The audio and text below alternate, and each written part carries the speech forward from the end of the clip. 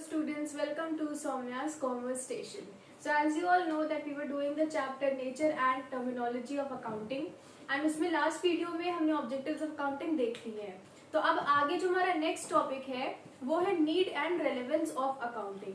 तो need and relevance of accounting में ये बताते हैं कि नीड क्या है अकाउंटिंग की, जरूरत क्या है. अकाउंटिंग जो हमें करनी पड़ रही है, इतने रिकॉर्ड्स मेंटेन करने पड़ रहे हैं, जर्नल बनाना पड़ रहा है, लेजर बनाना पड़ रहा, इतने जो स्टेटमेंट बनाए जा रहे हैं, इसकी नीड क्या है, आखिर क्यों ये चीजें बनाई जा रही. ठीक है, ऑब्जेक्टिव्स हमने देख लिए थे कि अकाउंटिंग करी क्यों जाती है, बट इसकी इतनी जरूरत क्यों है कि हमें इतनी मेहनत वाला काम एक ऑर्गेनाइजेशन को करना पड़ेगा. तो इसमें अब हम लोग ये देखेंगे कुछ पॉइंट्स है. उसमें क्या है, बस आपको हेडिंग्स देखनी है, उसका थोड़ा सा इंट्रोडक्शन, जैसे आपके एग्जाम में आएगा तो पूछ देंगे कि what is the need and relevance of accounting. तो नीड एंड रेलेवेंस में क्या है, आपको अगर जो भी मार्क्स होगा आपके आंसर का उस हिसाब से 5 या 6 पॉइंट्स लिखने होंगे हेडिंग के साथ, एंड उसका आपको थोड़ा सा डेफिनेशन थोड़ा सा डिफाइन करके बताना पड़ेगा कि उसका मतलब क्या होता है. ठीक है, तो उसी तरीके से हम समझेंगे. तो जो हमारा आज का टॉपिक है वो है need and relevance of accounting.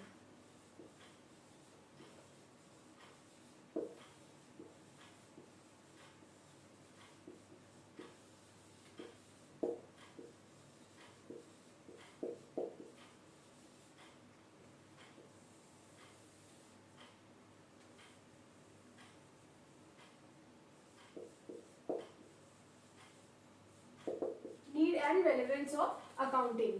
तो जो सबसे पहली सबसे मोस्ट इंपॉर्टेंट नीड जिसे हम बोलते हैं वो ये है कि रिप्लेसमेंट ऑफ मेमोरी. क्या है first need? Replacement of memory.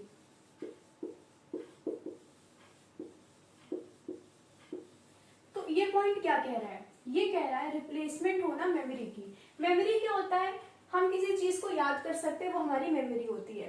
तो कह रहे हैं कि अकाउंटिंग की पहली नीड ये है, पहली इसकी रेलेवेंस का मतलब क्या, इंपॉर्टेंस में आप इसको बोल सकते हो. ये इंपॉर्टेंस है कि ये मेमोरी की रिप्लेसमेंट कर देती है. रिप्लेसमेंट का क्या मतलब होता है, किसी चीज की जगह दूसरी चीज का यूज करना. तो यहाँ पर कहा जा रहा है कि accounting is a replacement for human memory. हमारी जो मेमोरी होती है वो देखिए लिमिटेड होती है. अगर अभी आप आज का ही सोचो कि आज आप सुबह सोकर उठे एंड सुबह से आपने क्या क्या काम करा तो आपको याद होगा. ठीक है, बहुत लोगों को वो भी अच्छे से याद नहीं होगा. लेकिन अगर आपसे पूछा जाए कि पिछले दिन लास्ट थे, आप जब सुबह उठे थे तब से आपने क्या क्या करा, तो आप एक एक चीज डिटेल में नहीं बता पाओगे. उसके पिछले दिन का भी आप और भूल चुके होंगे.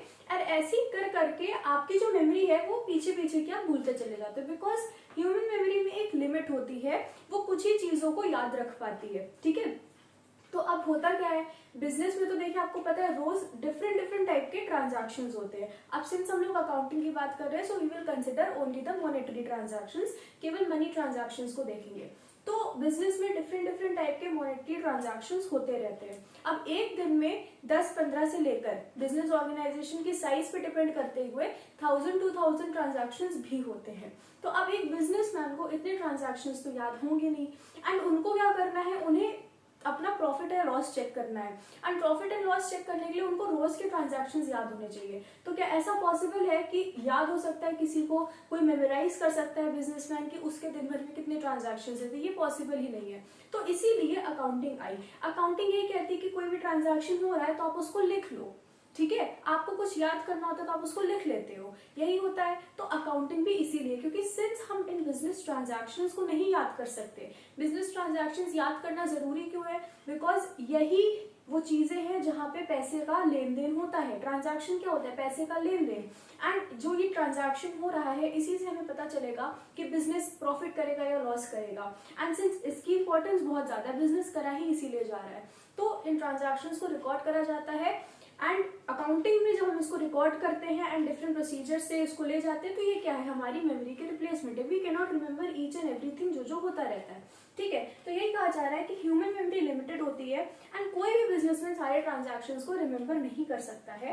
एंड इसीलिए accounting is providing a complete record of all the financial transactions. ठीक है, जितने भी फाइनेंशियल ट्रांजैक्शंस उनका रिकॉर्ड मिलता है. बिकॉज अकाउंटिंग में जो फर्स्ट स्टेप होता है वो आपको पता है जर्नल में रिकॉर्ड करा जाता है. अभी नेक्स्ट चैप्टर में आप पढ़ोगे कि ये जर्नल पे जो हमें ट्रांजैक्शन लिखना है वो किस तरीके से लिखा जाता है, because there is a proper way of doing the things. ऐसी नहीं कि सेंटेंस बनाकर आपने लिख दिया कि इनसे हमने इतने का सामान खरीदा या इन्हें हमने इतना सेल कर दिया, तो इस तरीके से नहीं लिखा जाता। There is a way, there is a format, and उस फॉर्मेट के हिसाब से चीजों को लिखा जाता है। तो ये इसीलिए है because accounting is acting as a replacement for our human memory. जो हमारा जो लिमिटेशन एक ह्यूमन बीइंग को हो रही है, क्या ह्यूमन बीइंग को लिमिटेशन हो रही है कि वो हर चीज मेमोराइज नहीं कर सकता है, उसको ये दूर करता है। So this is the need of accounting, this is the relevance of accounting. तो ये बेसिक फर्स्ट चीज है। उसके बाद सेकेंड जो आती है, सेकेंड नीड कहती है सेटलमेंट ऑफ टैक्स लायबिलिटी।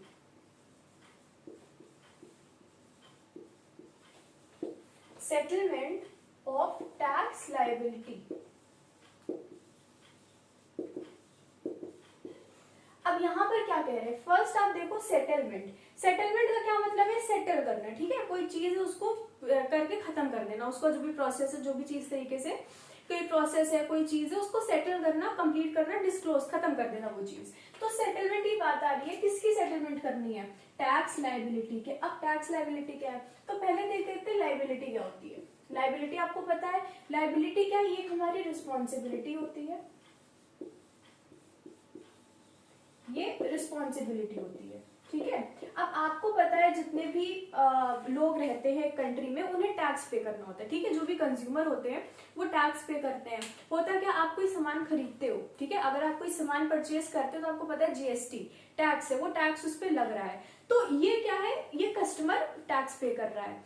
अगर आप नॉर्मल देखो, आपके जो क्या कहते हैं इनकम जॉब मिलती है, ठीक है, जिन लोगों को बहुत ज्यादा इनकम मिलती है वो ऐसी पोजीशंस पे हैं, ऐसी जॉब्स कर रहे हैं जहां पर उनको बहुत ज्यादा एक पर्टिकुलर लेवल सेट करा गया, उससे ज्यादा इनकम अगर उनकी साल की होती है तो उनको उस इनकम पर भी टैक्स देना होता है, जिसे हम इनकम टैक्स कहते हैं। तो ऐसे ही डिफरेंट डिफरेंट तरह के टैक्स होते हैं। तो टैक्स क्या होता है, एक्स्ट्रा पेमेंट होती है जो हम गवर्नमेंट को कर देते हैं, ठीक है, क्योंकि हमने कोई गुड परचेज करा तो उसके लिए टैक्स पे करते हैं। हमारी इनकम एक पर्टिकुलर लेवल से एक्सीड कर रही है तो उस बेसिस पर हम टैक्स पे करते हैं। तो उसी तरीके से बिजनेस जो है, बिजनेस हो रहा है, बिजनेस में क्या है, पूरा मनी से रिलेटेड सारी चीजें हो रही हैं, ठीक है। बिजनेस है क्या, मनी ही है। Money as a capital business में इन्वेस्ट करा जाता है। Money in the form of loans हम बैंक या फाइनेंशियल इंस्टीट्यूशन से बोरो करते हैं, उससे हम अपना बिजनेस करते हैं, सेल करते हैं, सेलिंग के बाद हमें फिर मनी रिसीव होता है। तो पूरा मनी से रिलेटेड चीजें होती है। तो उसी तरीके से एक बिजनेसमैन की भी रिस्पॉन्सिबिलिटी बनती है या लायबिलिटी बनती है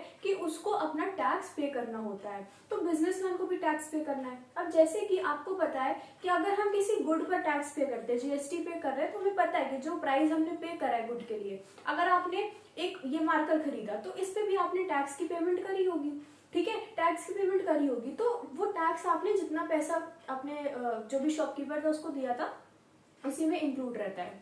अब अगर इनकम टैक्स की बात करें तो वो डिपेंड करता है आपकी सैलरी कितनी, आपकी इनकम कितनी एक साल पे होती है, उसके बेसिस पे। तो क्या है, ये एक बेसिस पर आपको पता चल रहा है कितना टैक्स पे करना है। तो बिजनेस को भी कितना टैक्स पे करना होता है वो डिपेंड करता है कि उस बिजनेस में पैसे से रिलेटेड मॉनेटरी क्या क्या ट्रांजैक्शंस किस तरह के हो रहे हैं। अब वो आपको भी जानने की जरूरत है नहीं, बिकॉज वो आप तब समझ पाओगे जब आप अकाउंटिंग करोगे, प्रॉपर अकाउंटिंग जो 11th एंड 12th में होती है। तो टैक्स कितना पे करना है बिजनेस ऑर्गेनाइजेशन को, वो भी डिपेंड करता है इस चीज पे कि उस बिजनेस में पैसे से रिलेटेड कितने कितने अमाउंट के ट्रांजैक्शंस हो रहे हैं, और भी कई चीजों पे डिपेंड करता है। तो वो चीज एक टैक्स अथॉरिटी को जो टैक्स लेगी, कौन टैक्स लेगी, टैक्स अथॉरिटीज।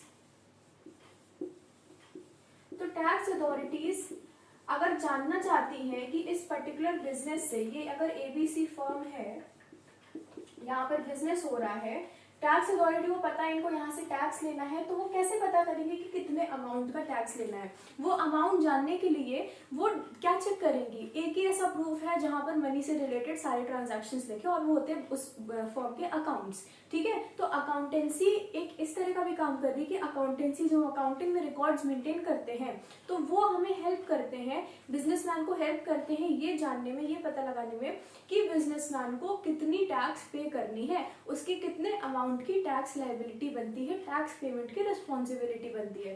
तो ये कहा जा रहा है कि when proper accounts are maintained according to the principles of accounting. अब प्रिंसिपल्स ऑफ अकाउंटिंग क्या होते हैं, देखो जैसा आपको पता है अकाउंटिंग क्या है, एक साइंस है, एंड साइंस के बेसिस पे अकाउंटिंग पे बोला गया कि अकाउंटिंग एक प्रिंसिपल पे, फंडामेंटल प्रिंसिपल्स पर बेस्ड है, जैसे आपकी बाकी साइंस होती है। फिजिक्स में डिफरेंट तरह के लॉ है। फिजिक्स में अगर लॉ है कि जब आपका रिफ्लेक्शन होगा तो angle of incidence angle of reflection के इक्वल होगा, so this is a law, this is a fundamental principle, ये चीज कभी चेंज नहीं होगी। इसी तरह से अकाउंटेंसी में साइंस एंड आर्ट दोनों के फीचर्स हैं, तो साइंस के फीचर की वजह से अकाउंटेंसी में भी प्रिंसिपल्स बनाए गए हैं। ये प्रिंसिपल्स जब अकाउंटेंट्स अकाउंटिंग करते हैं, जब आप बड़े होकर अकाउंटेंट बनोगे, आप करोगे, तब आपको समझ में आएगा कि कैसे ऐसे रूल्स हैं जो हमें फॉलो करने होते हैं। तो जब इस प्रॉपर तरीके से मेंटेन होता है, so it acts as a, आप बोल सकते हो ये हेल्प, एक गाइड की तरह हेल्प करता है, एंड इसके बेसिस पर ही it becomes easy.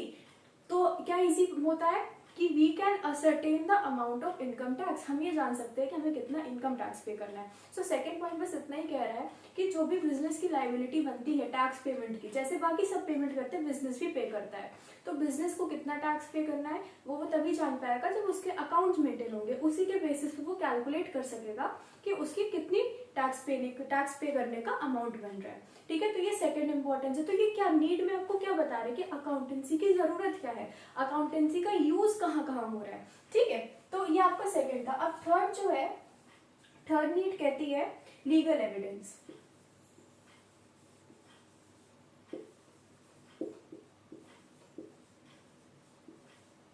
Legal evidence, legal का क्या मतलब होता है? लीगल का मतलब होता है लॉ से रिलेटेड। लॉ क्या है? जो कानून है, ठीक है, जो हमारे कंट्री का लॉ है। तो लॉ लीगली ये एक एविडेंस की तरह काम कर रहा है। एविडेंस, एविडेंस क्या होता है? एविडेंस का मतलब होता है सबूत, ठीक है, प्रूफ। तो अकाउंट्स को लीगल एविडेंस क्यों बोला गया? देखो इसमें कहते हैं कि systematic records and accounts are accepted as documentary evidence in a court of law. ठीक है, देखो होता क्या है, अब जैसे आपको पता है अकाउंट्स है क्या, अकाउंट्स प्रिंसिपल पर बेस्ड है, ठीक है, अकाउंटेंसी साइंस भी है, आर्ट भी है।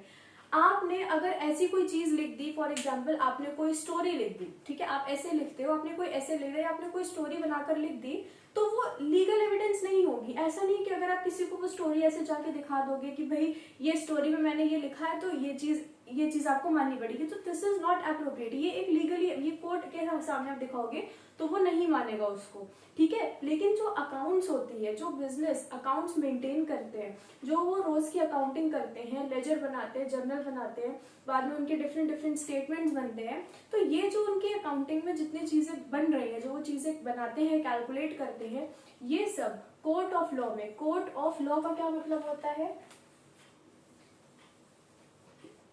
अब जैसे आपने ये देखे, यहाँ पे ये कीवर्ड्स हैं, जैसे अगर आप ये आंसर लिखोगे तो आप कोर्ट लिख दोगे केवल, ठीक है, कोर्ट, बट ये कोर्ट इनकम्प्लीट है, ठीक है, ये इनकम्प्लीट स्टेटमेंट है, आपको कोर्ट ऑफ लॉ लिखना पड़ेगा, बिकॉज देखो कॉमर्स में बेसिकली जो कीवर्ड्स होते हैं उनका बहुत इंपॉर्टेंट रोल होता है। So when you are explaining this point legal evidence का, तो आपको लिखना पड़ेगा कि अकाउंटिंग जो है, जो अकाउंटिंग रिकॉर्ड्स हैं, जो बिजनेस मेंटेन करता है, they serve as legal evidence in the court of law, ठीक है। तो कोर्ट ऑफ लॉ पूरा लिखा जाता है। तो कोर्ट ऑफ लॉ क्या है? जो भी कोई भी कोर्ट आप ले लो, ठीक है, supreme court, high court, lower courts, जो भी टाइप के कोर्ट्स होते हैं वो सारे आपके कोर्ट ऑफ लॉ है। तो ये कहते हैं कि फिर इन कोर्ट ऑफ लॉ पे इनको हम एविडेंस की तरह दिखा सकते हैं। मतलब अगर एक बिजनेसमैन अपने जो भी जज है उनको अगर वो दिखाना चाहेगा अपने अकाउंट्स और उनके बेसिस पे कुछ प्रूफ करना चाहेगा, देन और उसमें अगर उन अकाउंट से वो चीज प्रूफ होती है, देन दैट जज will have to accept it, वो उसको एक्सेप्ट कर लेंगे, बिकॉज अकाउंट्स को लीगली हम मानते हैं कि ये एक प्रूफ होता है। अब इसकी जरूरत कब पड़ती? तो होता क्या है, जैसे कि बिजनेस होता रहता, आपने कई बार सुना होगा कि बिजनेस जो था बिजनेस डूब गया, ठीक है, बिजनेस पूरी तरीके से खत्म हो चुका है, या फिर आप सुना होगा आपने जो बिजनेसमैन है उसका दिवालिया हो गया। तो ये क्या होता है? ये जो बिजनेस डूब जाना या दिवालिया निकल जाना, इसको हम लोग जो कमर्शियल लैंग्वेज है इंग्लिश में बोलते हैं इनसॉल्वेंट हो जाना। एंड इनसॉल्वेंट आपको लास्ट वीडियोस में बता दिया गया, इनसॉल्वेंट हो जाना। तो ये कहा गया है कि अब अगर कोई इनसॉल्वेंट हो गया, तो इनसॉल्वेंट का मतलब सिंपल सा इतना होता है कि उस बिजनेसमैन के पास कुछ भी पैसा नहीं है कि वो उससे अपने जितने भी कर्ज हैं, जितने भी लोन्स हैं, जितनी भी लाइबिलिटीज हैं, उनको पे बैक कर सके।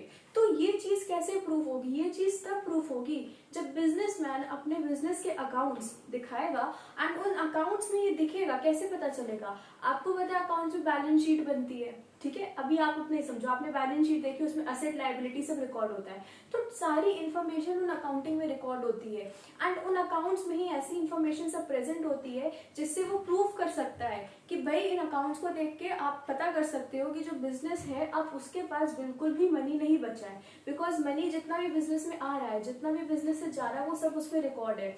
अगर उस अकाउंट से ये प्रूव होता है कि अब बिजनेस के पास बिल्कुल भी ऐसा पैसा नहीं बचा है जिससे वो अपनी लायबिलिटीज को, जिससे वो अपने कर्ज को पे कर सके, तो ये एक प्रूफ की तरह माना जाएगा। जो जज है, जो कोर्ट ऑफ लॉ है, वो उसको एक्सेप्ट करेगा एज अ प्रूफ। अगर अकाउंट से ये प्रूव होता है that the person, the business is insolvent, वो इंसॉल्वेंट हो चुका है बिजनेसमैन, उसके पास बिल्कुल पैसे नहीं है, देन वो कोर्ट ऑफ लॉ उसको एक्सेप्ट कर लेगी, बिकॉज अकाउंट्स को लीगल एविडेंस माना जाता है। ठीक है, तो ये भी बहुत इंपॉर्टेंट पॉइंट है। एंड डिफरेंट कई तरह के सिनेरियोज हो सकते हैं जिसमें बिजनेसमैन को जरूरत पड़ सकती है, एंड वहां पर ये अकाउंट्स जो है यही एक प्रूफ होते हैं उस बिजनेसमैन के पास, जिससे वो अपना पॉइंट रख सकता है कोर्ट में। तो लीगल एविडेंस की तरह भी अकाउंट्स काम करते हैं। तो अगर हो सकता है, अगर आपको डिफरेंट टाइप के क्वेश्चंस पे, ये रीजनिंग के क्वेश्चन पे पूछ सकते हैं, तो आप उसमें बता देना कि भाई हाँ अकाउंट्स है, उसको हम लीगल एविडेंस की तरह दिखा सकते हैं। ये एक इंपॉर्टेंस है अकाउंटिंग की। ठीक है, तो ये आपके 3 नीड्स या रेलेवेंस जो आप बोल सकते हो वो हो चुके हैं।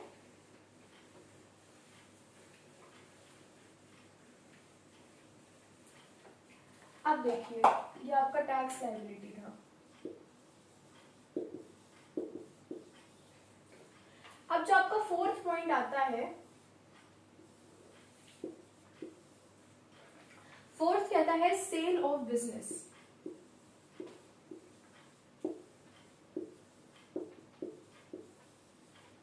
अब ये सेल ऑफ बिजनेस क्या है, देखिए आपने सुना है कि सेल का मतलब क्या होता है, सेलिंग करना, बेचना। ठीक है,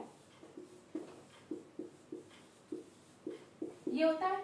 अब सेल आपने किसकी सुनी, आपने सेल सुनी है गुड्स एंड सर्विसेज की।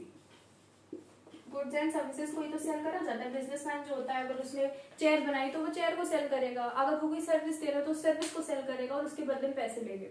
तो होता क्या है, कई बार ऐसे केसेस भी होते हैं जिसमें पूरा बिजनेस ही बेच दिया जाता है।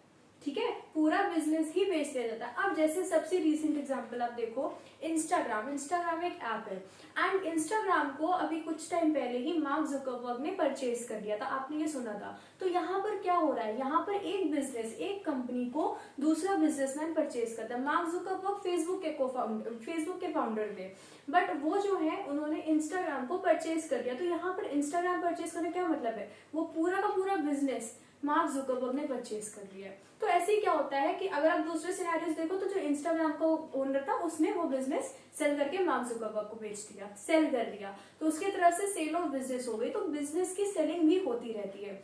तो सेल ऑफ बिजनेस में अकाउंटिंग की क्या जरूरत है, देखो होता है क्या, अगर आपको किसी चीज को सेल करना है, अगर आपके पास ये मार्कर है एंड आपको ये मार्कर को सेल करना है, तो आप पहले ये देखोगे कितने का है। ठीक है, आपने देखा कि इसकी वैल्यू 10 रुपीज है, तो आप 10 रुपीज में इसको सेल कर दोगे। ठीक है, ये चीज होती है। तो अब एक पूरा बिजनेस सेल करना है एक बिजनेस ओनर को, उसको पता है मेरा बिजनेस सेल करना ही लास्ट ऑप्शन बच रहा है उसके पास। तो वो जो है बिजनेस को सेल करने के लिए उसको भी तो पता होना चाहिए कि उसके बिजनेस की कितनी वैल्यू है।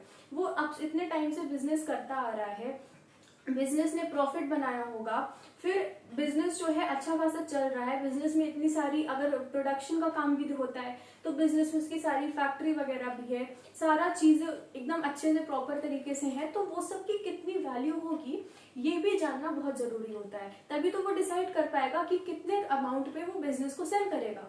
ठीक है, वो तो नहीं चाहेगा कि उसका नुकसान हो। तो इसमें क्या होगा कि if a businessman wants to sell his running business sell करने का मतलब, देखो इंस्टाग्राम भले ही मार्क जुकरबर्ग ने परचेज कर लिया, बट इंस्टाग्राम बंद नहीं हो, वो अभी भी लोग यूज करते हैं, it is still used by the users of Instagram.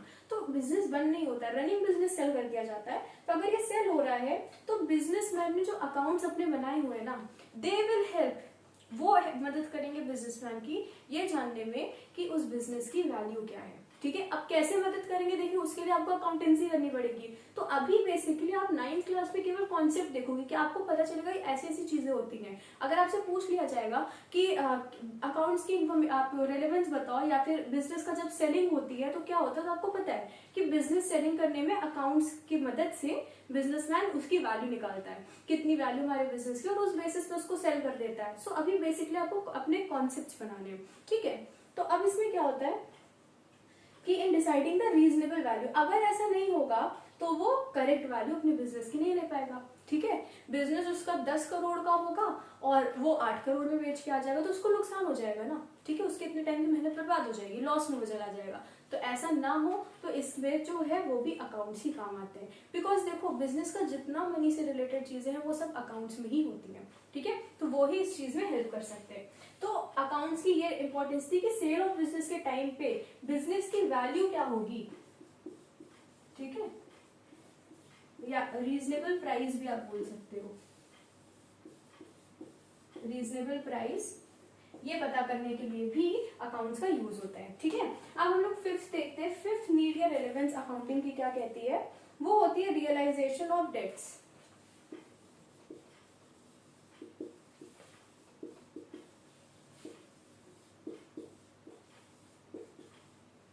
Realisation of debts. अब ये क्या कह रहा है, रियलाइजेशन मतलब फाइनली जो है चीज ले लेना, ठीक है, रियलाइज कर लेना, किसी से ले लेना। क्या लेने की यहाँ बात हो रही है, यहाँ पर डेट्स लेने की बात हो रही है। अब डेट्स आपने देखो लास्ट वीडियो में सुना, डेट्स का मतलब क्या होता है, डेट्स का मतलब होता है कर्ज, लोन, ठीक है। अब डेट से आपने एक टर्म पढ़ा था जिसे हम बोलते हैं डेटर्स। डेटर्स तो होता क्या है, देखिए डेटर्स के बारे में आपको पूरा बता दिया गया है कि जो भी बिजनेस होता है, जो भी आपका बिजनेस होता है, तो बिजनेसमैन क्या करता है, आपको पता है कि जब वो सेल करता है सामान अपना, तो जैसे आप ही जाते हो, आप किसी शॉप पे गए एंड आपने कर्ज पे, लोन पे सामान ले लिया, आपने अंकल से सामान ले लिया एंड आपने उनसे बोला कि आपको बाद में पेमेंट कर देंगे, अभी पैसे नहीं है, एंड आप उनके रेगुलर कस्टमर हो तो वो आपको अलाउ भी कर देंगे कि ठीक है बाद में पेमेंट कर देना। तो वो शॉपकीपर के पॉइंट ऑफ व्यू से देखो तो उन्होंने अपना गुड आपको सेल कर दिया है, बट आपने पेमेंट नहीं करी है, ठीक है, आपने पेमेंट नहीं करी है। तो इसका मतलब उन्होंने जो आपको गुड सेल करा है वो लोन के फॉर्म में दिया है, कर्ज की तरह दिया है। तो उस शॉपकीपर के लिए क्या होगा, आप डेटर हो जाओगे। अगर 10 रुपए का सामान उन्होंने आपको बेचा है एंड आपने अभी तुरंत पेमेंट नहीं करी है, तो ये 10 रुपए का कर्ज आपके ऊपर हो जाएगा। शॉपकीपर के पास क्या रहेगा, कि शॉपकीपर को पता रहेगा कि अब ये जो जिन्होंने खरीदा है वो हमारे डेटर बन चुके हैं, उन पर 10 रुपए का कर्ज है एंड बाद में वो कभी आकर हमें 10 रुपए लौटाएंगे, ठीक है। अब यहाँ पर क्या हुआ, जो चलिए आपको नहीं लेते, आप लोग बुरा मान जाओगे, अब मिस्टर ए उनको बना देते हैं। मिस्टर ए गए थे शॉप पे एंड वहां पर उन्होंने उनसे परचेज कर लिया, ठीक है, 10 रुपए का सामान ले लिया, बोला कि हम आपको पेमेंट कर देंगे बाद में। अब होता क्या है कि शॉपकीपर ने दे दिया, भाई रेगुलर कस्टमर है, बाद में वापस आकर दे देगा। अब शॉपकीपर देख रहा है कि मिस्टर ए आ ही नहीं रहे हैं, ठीक है, मिस्टर ए बहाने बना रहे हैं, वो 10 रुपए देना ही नहीं चाहते हैं। तो अब यहाँ पर शॉपकीपर क्या करेगा, यहाँ पर शॉपकीपर क्या करेगा, वो मिस्टर ए ने धोखा दे दिया, उन्होंने कहा कि वो भूल गए उस बात को, वो मान ही नहीं रहे आप कि हाँ भी हमने जो है आपसे 10 रुपए का कुछ सामान खरीदा था कर्ज पे। तो अब शॉपकीपर यहाँ पर क्या करेगा, उसके पास क्या प्रूफ है, उसके पास ये अकाउंट्स प्रूफ है, क्योंकि जब उन्होंने ये 10 रुपए का सामान बेचा होगा कर्ज पे, तो उन्होंने इस ट्रांजैक्शन को भी रिकॉर्ड करा होगा। बिकॉज आपको पता है कि कैश एंड क्रेडिट दोनों ट्रांजैक्शंस अकाउंट्स में हम रिकॉर्ड करते हैं, ठीक है। कैश ट्रांजैक्शन भी रिकॉर्ड करते हैं, अगर 10 की पेमेंट तुरंत मिल गई शॉपकीपर को तो वो उसे भी रिकॉर्ड करेगा, लेकिन अगर वो कर्ज पर सेल कर रहा है तो वो उस चीज को भी रिकॉर्ड करेगा अपनी बुक्स में। तो उस शॉपकीपर को पता होगा कि जब ये ट्रांजैक्शन हुआ था जिस दिन, उस दिन उन्होंने अपने बुक्स ऑफ अकाउंट्स में ये 10 रुपए का ट्रांजैक्शन रिकॉर्ड करा था, जहां पर उन्होंने ये प्रूफ करा था कि ये जो मिस्टर ए है वो हमारे 10 रुपीज के डेटर बन चुके हैं, ठीक है। अब आपको पता है कि वो जो अकाउंट्स हैं they are a legal evidence, ठीक है, लीगल एविडेंस होते हैं। तो अगर वो चाहे तो इसको कोर्ट ऑफ लॉ में प्रेजेंट कर सकते हैं एंड कोर्ट उस चीज को मान जाएगी, बिकॉज उसमें ये चीज मेंशन है, उसमें ये चीज लिखी है कि mister A is a debtor for 10 rupees, mister A पर 10 रुपए का कर्ज है,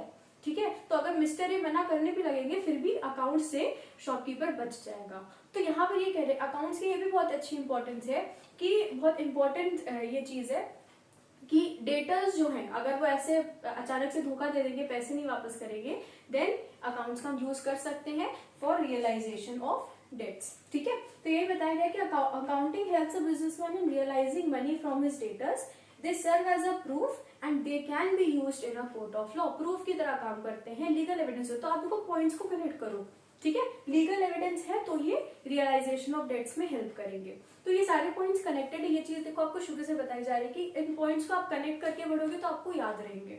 ठीक है, तो ये हमारी अकाउंटेंसी की फिफ्थ नीड या रेलेवेंस थी। आप देखते हैं और क्या है।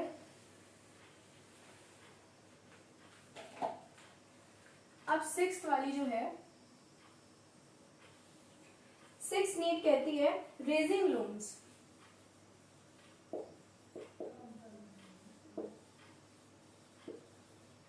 रेजिंग लोन्स, अब यहाँ पर क्या कह रहे हैं, देखिए लोन्स होता है क्या है, लोन्स आपको पता है कर्ज होता है। अब आपको जब हमने बताया था, पढ़ाया गया था आपको कैपिटल वाला पार्ट, सबसे फर्स्ट जो टर्म आपको पढ़ाया गया था कैपिटल। तो कैपिटल में आपको ये पता चला था कि एक क्या होता है, जब भी बिजनेस शुरू होता है तो कुछ पैसा ओनर लगाता है, जो पैसा ओनर लगाता है वो कैपिटल होता है, एंड कुछ पैसा बिजनेस में लगता है जो लोन के फॉर्म में लिया जाता है। क्या होता है, ये बिजनेस है, जो ओनर पैसा लगाता है उसको हम लोग कैपिटल बोलते हैं, एंड उसके अलावा और भी रुपीज लगते हैं, और भी डिफरेंट डिफरेंट तरीके से पैसा बिजनेस में आता है जिसको हम लोन कहते हैं। लोन कहां से लिया जाता है, बैंक से लिया जाता है या फिर फाइनेंशियल इंस्टीट्यूशन से लिया जाता है।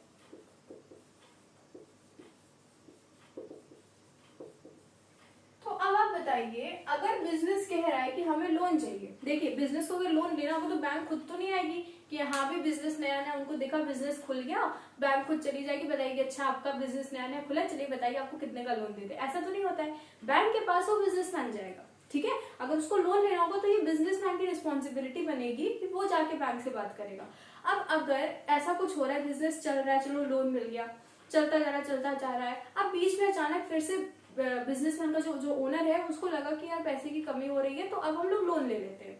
तो जब वो बैंक के पास लोन लेने जाएगा तो बैंक क्या करेगी, बैंक ऐसे ही लोन नहीं दे देगी। ठीक है, आप लोग अपना केस देखो, हम लोग के साथ क्या होता है, जब हम लोग बैंक में लोन लेने जाते हैं तो बैंक सबसे पहले क्या चेक करती है, सबसे पहले वो चेक करती है हमारी, ये भी एक कमर्शियल टर्म है एंड इसको हम लोग बोलते हैं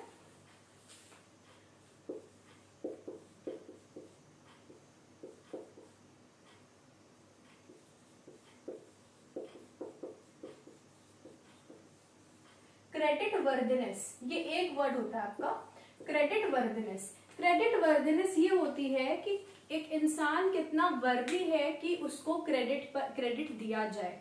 ठीक है, कितना वर्दी है वो चेक करती है बैंक की, जो भी पर्सन आ रहा है लोन लेने क्या वो केपेबल है कि हम उसे इतने अमाउंट का लोन दें। अगर वो पर्सन आ रहा है एंड उसने बोला कि मुझे 15 लाख का लोन चाहिए, ठीक है, और बैंक ने जब उसका बैकग्राउंड चेक करा तो उसे पता चला कि ये तो अनएम्प्लॉयड है, इसके पास तो कोई जॉब ही नहीं है, तो बैंक उनको 15 लाख का लोन ऐसे नहीं दे देगी, because now bank will think कि जब ये अनएम्प्लॉयड पर्सन है देन वो कैसे इस लोन को वापस चुका पाएगा। ठीक है, तो बैंक रिस्क नहीं लेगी। तो सिमिलरली अब अगर बिजनेस जा रहा है बैंक के पास लेने तो बैंक ये भी चेक करेगी कि ये बिजनेस के पास क्या इतने पैसे हैं कि वो मेरे लोन को वापस कर सकता है।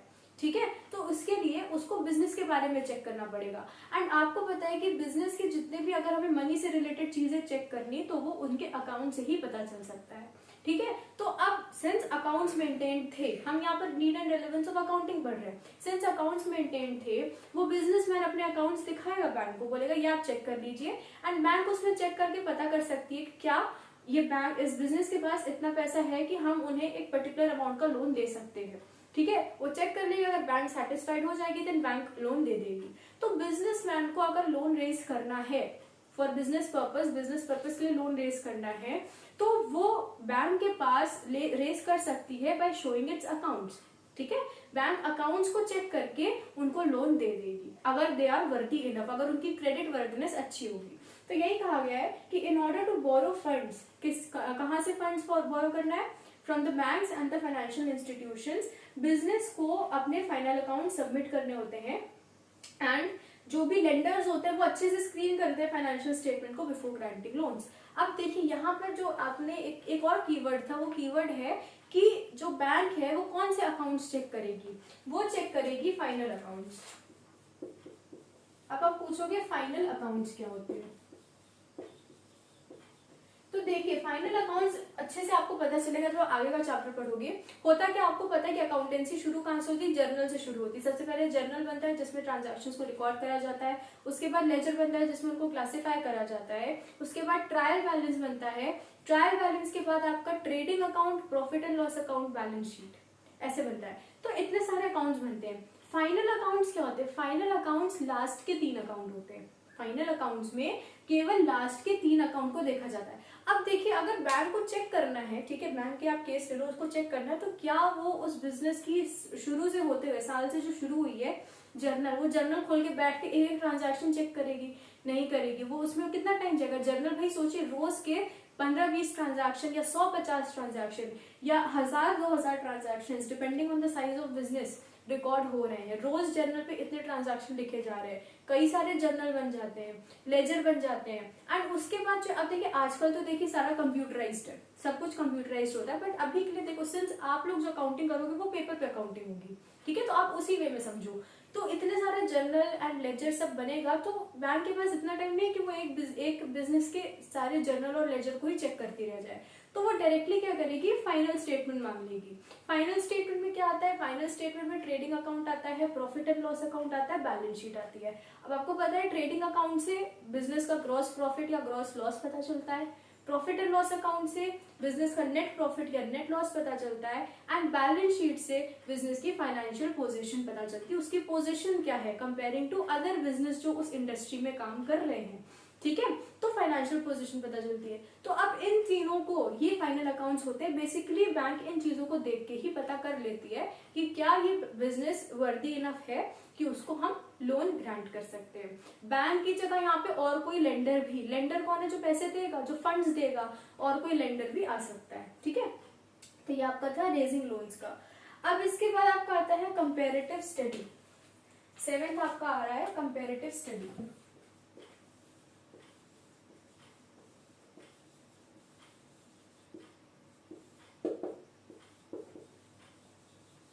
कंपेरेटिव स्टडी क्या करती है, इसमें थोड़ी जगह बना दीजिए।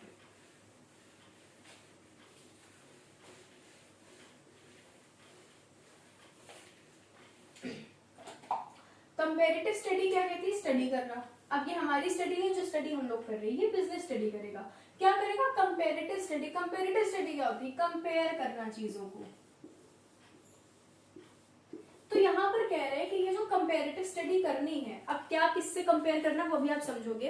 कंपैरिजन हमेशा 2 चीजों में होता है। तो यहाँ पे जो कंपैरिजन करना, जो कंपेरेटिव स्टडी करनी है बिजनेस को, तो यहाँ पर कहा जा रहा है कि अकाउंटेंसी का इसमें बहुत इंपॉर्टेंट रोल है, बहुत नीड है अकाउंटेंसी की for doing this comparative study. कैसे कंपेरेटिव स्टडी होती है, इसमें क्या हो गया है कि सिस्टमैटिक रिकॉर्ड जो ट्रांजैक्शंस होते हैं, they enable a businessman to compare the current year result with those of previous year, ठीक है। अब देखो होता क्या है, आप एग्जांपल लो कि आपको पता है जो अकाउंटिंग ईयर होता है, जो अकाउंटिंग ईयर होता है वो 1 अप्रैल से शुरू होता है एंड चलता है आपका 31 मार्च तक। तो अगर ये आपका 1 अप्रैल 2020 है, तो ये आपका जो 31 मार्च आएगा वो अगले साल आएगा 2021 का, ठीक है, ये एक ईयर है। अब इसके बाद 31 मार्च के बाद दूसरा ईयर लग जाएगा, कब से लगेगा, 1 अप्रैल 2021 से 31 मार्च 2022, ये सेकेंड ईयर है।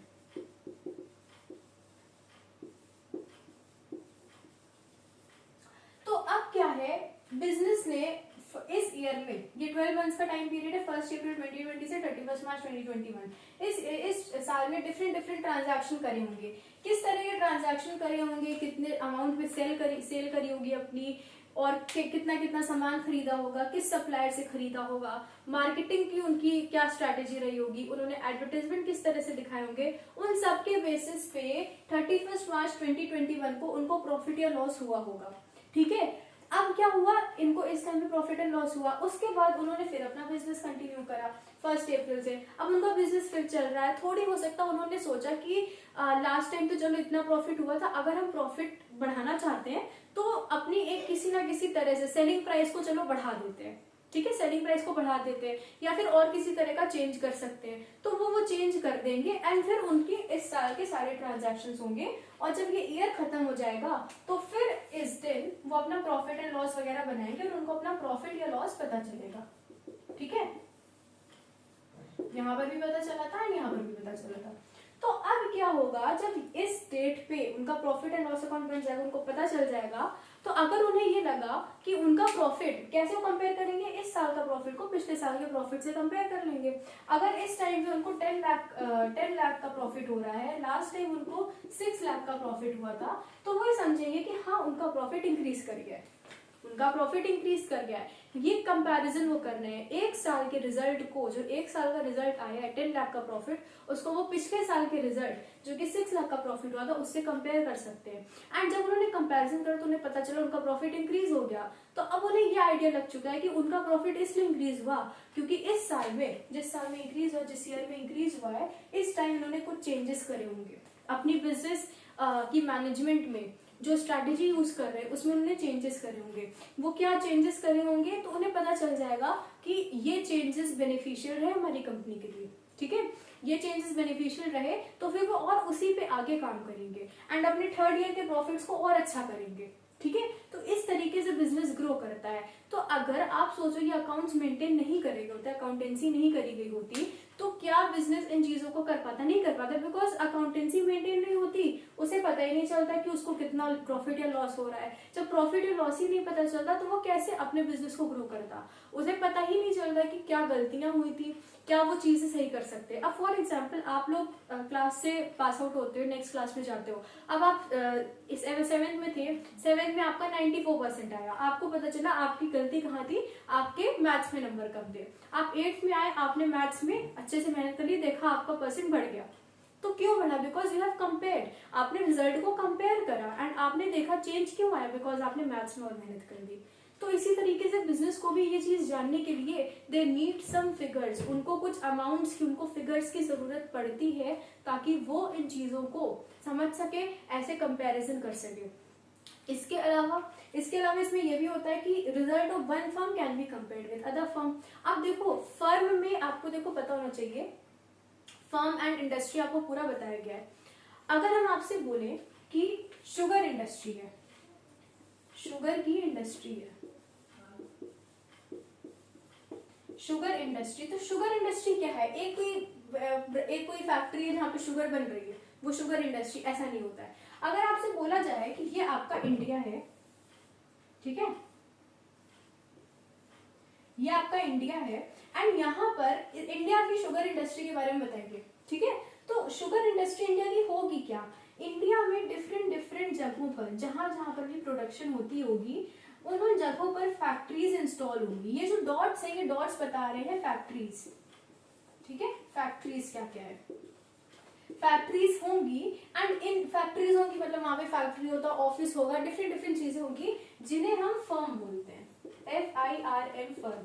फर्म आपको पढ़ाया गया फर्स्ट चैप्टर में ही, ऑर्गेनाइजेशन फर्म वगैरह वगैरह सब था उसमें। तो ये क्या है, ये शुगर का फर्म है एंड जनरली इसको हम लोग क्या बोलते हैं, शुगर मिल, ठीक है। अब यहाँ शुगर की बात हो रही तो शुगर मिल कहते हैं इसको। तो ये क्या है, ABCDFG जितने भी ये सारे फर्म्स हैं, तो ये सारे फर्म मिलके एक शुगर इंडस्ट्री को बनाते हैं, ठीक है। अगर आप इंडिया की बात कर रहे हो और अगर यहाँ पर 12 फर्म्स हैं तो 12 शुगर के फर्म मिलकर एक शुगर इंडस्ट्री बनाएंगे। तो यहाँ पर फर्म एंड इंडस्ट्री में आपको फर्क पता हो जाना चाहिए। अब जैसे अगर हम बिजनेस की बात कर रहे हैं एंड ये बिजनेस जो है इसका काम है शुगर प्रोड्यूस करना, शुगर प्रोडक्शन का ही बिजनेस है। तो क्या है, ये एक जगह किसी इनमें से कोई एक फर्म होगा, अगर ये फर्म हुआ तो ये एक फर्म है, ये अपना काम कर रहे हैं, तो यहाँ पर क्या होगा, ये फर्म इन बाकी फर्म्स के साथ भी कंपैरिजन कर सकता है। अगर इस फर्म को प्रॉफिट 10 लाख का हुआ है, उन्हें पता चला कि जो ये फर्म है यहाँ पर बी फर्म इसको अगर बोल दिया जाए, इसको प्रॉफिट हो रहा है 20 लाख का, तो ये कंपैरिजन हो सकता है कि B firm is better than A firm, ठीक है। तो फर्म क्या है, एक ही इंडस्ट्री में होते हैं, इंडस्ट्री फर्म से बनी होती है। एंड फर्म्स जो है, अगर एक सिमिलर फर्म की बात करी जाए, कंपैरिजन किसमें होगा, कंपैरिजन सिमिलर फर्म्स में होता है जो सेम तरीके के गुड प्रोवाइड करते हैं। अब आप एक शुगर प्रोडक्शन वाली फर्म को मोबाइल प्रोडक्शन वाली से नहीं कंपेयर कर सकते हो, ठीक है। There is no comparison, comparison वही होगा जहां पे कुछ कॉमन होगा, ठीक है। आप 7th के स्टूडेंट को आप 10th के स्टूडेंट के साथ कंपेयर नहीं कर सकते हो। तो उसी तरीके से अगर फॉर्म्स में भी कंपैरिजन करना है तो वो भी कैसे होगा, अकाउंट से होगा, बिकॉज ये फिगर्स जिनके बेसिस पे कंपैरिजन हो रहा है वो हम केवल अकाउंटेंसी करके ही पता लगा सकते हैं, ठीक है। ये कंपैरेटिव स्टडी हो गई। अब 8th पॉइंट इसमें कहता है आपका, 8th पॉइंट कहता है, यहां पर लिख देते हैं, 8th पॉइंट होता है असिस्टेंस टू मैनेजमेंट।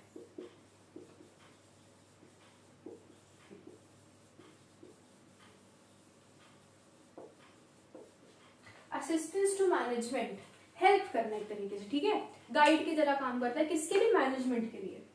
अब यही सेम चीज है कि मैनेजमेंट इन अकाउंट्स की वजह से ही चेंजेस को पता कर सकते हैं। जैसे आपको पता चला जब ये कंपैरिजन करेगी, कंपैरिजन से अगर फर्म को पता चल रहा है कि हमारा इस साल का प्रॉफिट 10 लाख है, लास्ट ईयर का 6 लाख था, तो मैनेजमेंट यहाँ पर इस कंपैरिजन से एनालाइज कर सकती है कि किन चीजों की वजह से हमें इतने का प्रॉफिट इंक्रीज हो गया, ऐसे क्या चेंजेस हमने करे थे। जब मैनेजमेंट उन चीजों को समझेगी देन उन चीजों पर आगे काम करेगी, उन स्ट्रैटेजीज पर आगे काम करेगी, उन्हीं को मोल्ड करेगी। अगर उसे पता चला कि हमने चलो सेलिंग प्राइस बढ़ा दी, इसकी वजह से प्रॉफिट बढ़ गया, तो वो इसी को कंटिन्यू करेंगे, ठीक है। अगर उन्हें पता चला कि सेलिंग प्राइस बढ़ते हमारे प्रॉफिट कम हो गए या हमें लॉस हो गया, तो वो तुरंत सेलिंग प्राइस को फिर से रिस्टोर कर देंगे। तो मैनेजमेंट क्या डिसीजन लेगी, मैनेजमेंट किस तरीके से काम करेगी, कि डिपेंड करेगा इन अकाउंटिंग रिकॉर्ड्स के ऊपर। इन अकाउंटिंग रिकॉर्ड से ही मैनेजर्स को एक गाइड मिलती है, एक असिस्टेंस मिलती है, जिससे वो बिजनेस के आगे डिसीजंस को इन्फ्लुएंस कर सकते हैं, उनके बारे में सोच सकते हैं, डिसाइड कर सकते हैं। तो यही बताया गया कि अकाउंटेंसी बहुत इंपॉर्टेंट फाइनेंशियल इंफॉर्मेशन प्रोवाइड करती है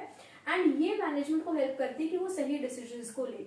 फिर इसमें आपको देखो एग्जाम्पल देखो बहुत तरीके दिए गए कि कैश फ्लो स्टेटमेंट बनता है। कैश फ्लो स्टेटमेंट क्या आपको पता ही नहीं होगा, कैसे पता होगा, वो सब तो 12th में पढ़ाया जाता है। तो कैश फ्लो स्टेटमेंट भी क्या है, ये सब डिफरेंट डिफरेंट तरह, अभी तो अकाउंट से बहुत सारी चीजें, ये जितने जितने आप टर्म्स एक देख लो, कैश फ्लो स्टेटमेंट, ये सब पूरे पूरे चैप्टर्स होते हैं आगे की क्लासेस में। तो ये डिफरेंट डिफरेंट तरह की चीजें बनती हैं जिससे फ्यूचर का एस्टिमेट भी लगाया जा सकता है। फ्यूचर का एस्टिमेट भी, एस्टिमेट क्या होता है कि हमने सोच लिया कि ऐसा कुछ होगा, हमने ऐसा एस्टिमेशन करी है, ठीक है, फ्यूचर के बारे में हमने थिंक करा है कि भी हमारा खर्च इतना आएगा, ठीक है। एस्टिमेशन देखिए हम लोग नॉर्मली भी करते हैं, नॉर्मली जब घर पे मंथ स्टार्ट होता है तो एस्टिमेट कर लेते हैं कि इस बार हम लोग को चलो ये फंक्शन ऑर्गेनाइज करना है तो हमारे एक्सपेंसेस इतने एक्सपेंसेस बढ़ जाएंगे। अगर हमारा नॉर्मल 20,000 का एक्सपेंस होता था, खर्च होता, तो इस बार हमारा 30,000 खर्च हो जाएगा।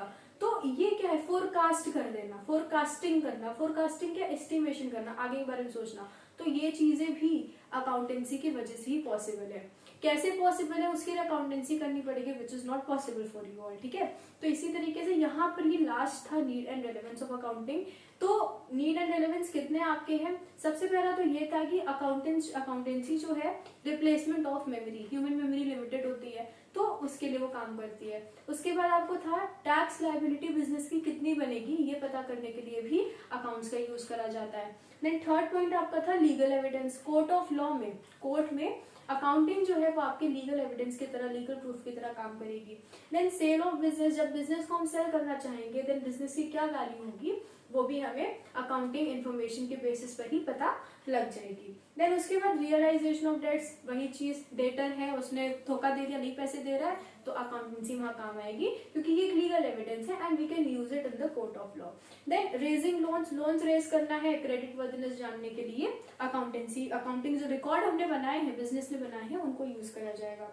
देन कंपैरेटिव स्टडी अगर करनी है, दो तरह से कंपैरिजन होता है, या तो इस साल का कंपैरिजन प्रीवियस ईयर के साथ, या दूसरा कंपैरिजन एक फर्म का कंपैरिजन दूसरे फर्म के साथ। फिर उसके बाद आपका था assistance to management, in comparative studies से मैनेजर को बहुत गाइड मिल जाती है जिससे वो अपने डिसीजंस को चेंज कर सकते हैं, डिसाइड कर सकते हैं एंड उनका काम, बिजनेस को कंट्रोल करने का काम बहुत आसान हो जाता है।